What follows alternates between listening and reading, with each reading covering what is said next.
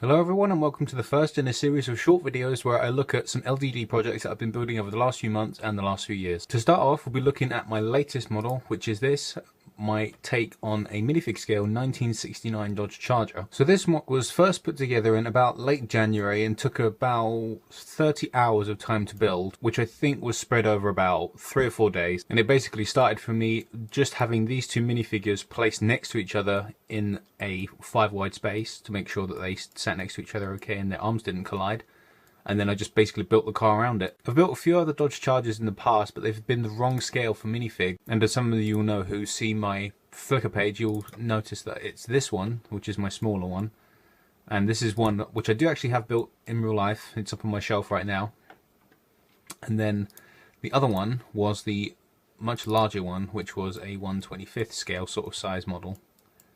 Put those next to each other here. So you can see the scale between them is pretty gradual, and I was actually surprised how gradual I managed to get the scale to look between all three. After I'd built the base with the figures on it, I just tried to sort of take aspects from each car and make them into this middle one. So you can see I've sort of got the tail light area here for the middle. It's also on this one, but it's a lot wider here. And then I didn't want to go with this very thin back bumper style, so I went with this big chunky one because this shape matches a real Charger a lot more.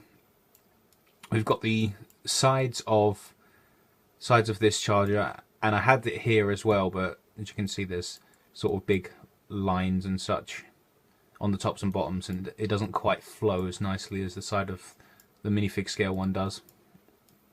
And then from this one, as you can see, the roof is pretty much identical and the rear window is identical too. So the roof was taken from this one and only shortened a little bit.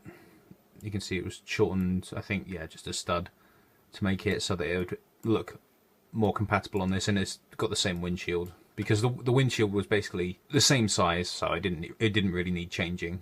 It was an adequate enough size to be on this model, and I'm glad I didn't have to do the method over here where I just built the windshield out of individual bricks. When I first started on the minifig one, I actually called it minifig compatible because technically minifig scale is kind of impossible due to the different proportions of minifigs, and they have very unique and odd proportions, which makes it so that making something which fits them, both with them being in the car and being out of the car, is kind of just impossible really. So it's kind of a struggle to make something which works in both scales. As you can see, where the sides of their heads, they sit perfectly in the car, but stood next to it they do look a bit short. I suppose I could use the method of putting a plate underneath their legs and making them a bit taller, but I never really sort of liked that method of altering the minifigs because I like to keep them as original as they were basically in every set. So after I'd built the seating section for the minifigs, I started on the sides of the car where these big curved panels are,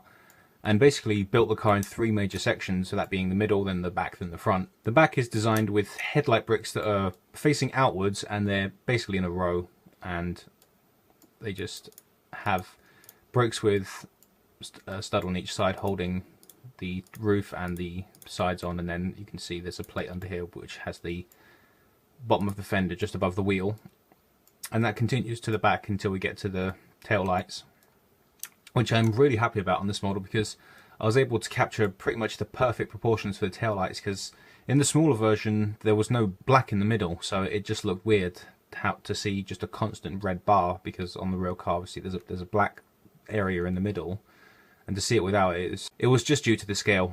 It still looked weird to me, but then the 8 wide car had 2 in the middle, and to me that looked a bit too wide, so having 1 stud in the middle is pretty much what cemented me building this in 7 wide, because I was experimenting at first trying to possibly make it 6 and altering the edges a bit to have like a plate on the side, but then I wanted this roof line where there would be half a brick gap on each side. So the roof would be normal size, obviously, to facilitate proper windows, and then the half plate gap along the side, which is like what the real car has. There's a very big lip on the sides of the fenders on the real car, so that was the best way to replicate that. So 7 wide was the best choice here for the width. The rear bumper is something I'm really pleased about the way it came out, because of this middle bit here where it actually has the raised section that the real car has, and these are this is achieved by some minifig neck bracket pieces, which will be chrome plated. All of the grey that you see here is coloured plated silver in LDD, and that's what they will be. So the back could all be made in light bluish grey, but there's a piece on the front which it doesn't exist in light bluish grey, which we'll get to later. So under these 3 cheese bricks there's a whole build of how this is held on, but I'm not going to show you that now. I'm actually going to show you that when I build this in real bricks, which it will be built, but I'd rather have it built myself first rather than give out any tips on how it's built to others, so that other people build it in bricks before me, because I took the time to build this and I'd really like to be the first to put it into real brick. So after the back was done, it took a very, very long time and lots of trial and error to try and get this front right. Originally there was a 1x4 bracket that was in the middle here, and there was no split in the grille to make it a 69, so it looked like a 68 at first. But then I had this idea on the night that I built the majority of the body and the front. I had an idea to use a minifig popsicle piece as the split, and that's literally all this is. It's just a minifig popsicle piece, and this is the piece which doesn't exist in light bluish grey, unfortunately. So that's one piece which makes this unbuildable in terms of all of the chrome on the front. If they release the popsicle in a architectural set as like a bit of decoration or something, which would be extremely helpful, all the chrome work on this car would be able to be built in just normal light bluish grey, and I wouldn't have to order the chrome plated parts to build it. But the chrome makes it sort of look nicer anyway. The 70 Charger that I brought up earlier, which is the smaller one, that actually has all chrome plated pieces on it where the chrome would be. As well as deciding what the split was going to be, trying to get these panel pieces to fit next to this without so much of a gap was a big challenge as well, because as you can see there's a abnormal gap on the side here. There's sort of about half plate, or maybe just under half plate gap here. And if I go down the side of the car, you will actually see that the car does get thinner and thinner as it goes down, and that was one of the techniques I used to sort of capture what this car looks like in real life. One other thing, unfortunately, as of right now, this car can't actually be built in red. There's 2 pieces which don't exist in red, and they are this inverted slope piece and this bracket. I kind of have hopes for this inverted slope piece being made in red because it's a relatively new element, but this bracket has been around for quite a number of years, and I'm kind of worried it's not going to get made in red. Being hopeful that this still is made in red, I might just use my leftover Hogwarts Express stickers, which have quite large areas of red on them, to just cover over like a black piece or something, just to make this car red, because red and black is my favourite colour for cars, and especially the Charger being red with a black roof, it just looks so lifelike, and the colour combo just makes it just basically screams muscle car to me, and I'd really like to build it like this when I do put it into real brick. Currently the only colours this car can be built in, which I will change it to, are black when it looks like this, and this is what you'll see on my Flickr page in some renders and some LDD shots, and it looks nice in black, just all black Charger, never looks bad.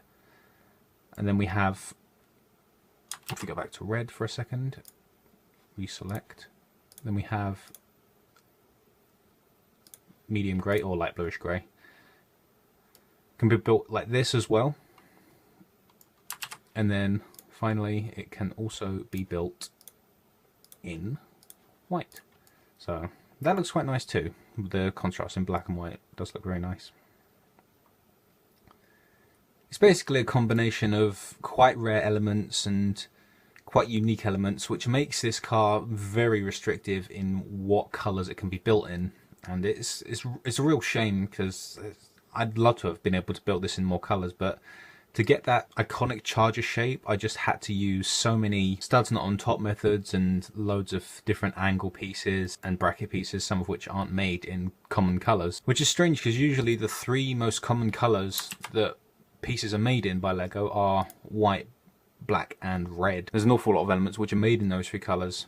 Obviously light bluish grey and dark bluish grey are also up in that very common colour region, but it's just due to the sheer amount of unique pieces that this build has that it doesn't have that many colour options available. As you can probably tell, it doesn't have any opening anything really. No hood, no trunk, no doors. It's just one of those things, due to the scale, not possible to do it. And yeah, it would have been nice, but there's a whole load of building inside the front to connect all this up on the sides and on the front and on the top, and it just makes it impossible to get an engine in there. And then in the back, it's the same story, like I said, with the construction of how the middle section of the rear bumper is attached, and basically all of the interior structure holding on the backs of the quarters.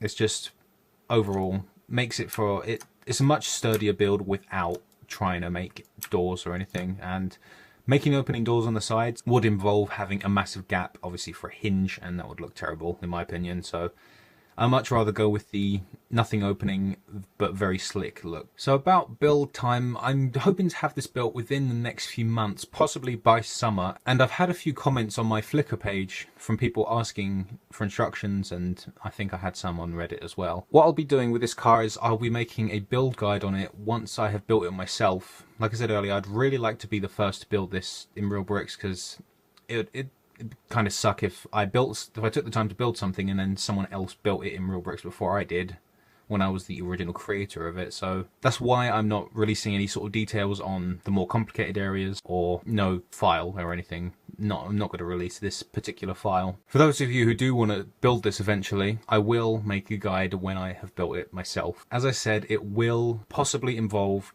getting some custom plated pieces. I suppose what you could do to solve the issue with the popsicle is you could just get a normal transparent one. I think the only solid colours it comes in are brown and red. So if you didn't want to paint over a transparent one, that is. So you could technically paint a transparent one, or a solid one rather, a light bluish grey colour, and then add it to the rest of the car. Or you could do exactly the same as me and buy the chrome plated pieces. I will be providing a complete piece count for this. As you can see, oh sorry, no, you cannot see at the bottom.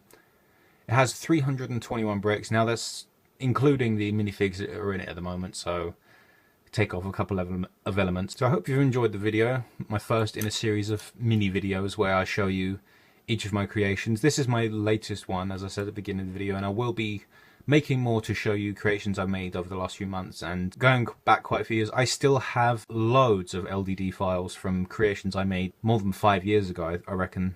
I even still have the original order build for my Hogwarts Express, which I will show in the video showing my newly rebuilt Hogwarts Express, which will come out soon. That's it for now for the look at this project. I hope you'll stick around to have a look at some of my other projects in the future. Thank you so much for watching, and I shall see you, hopefully, in the next video.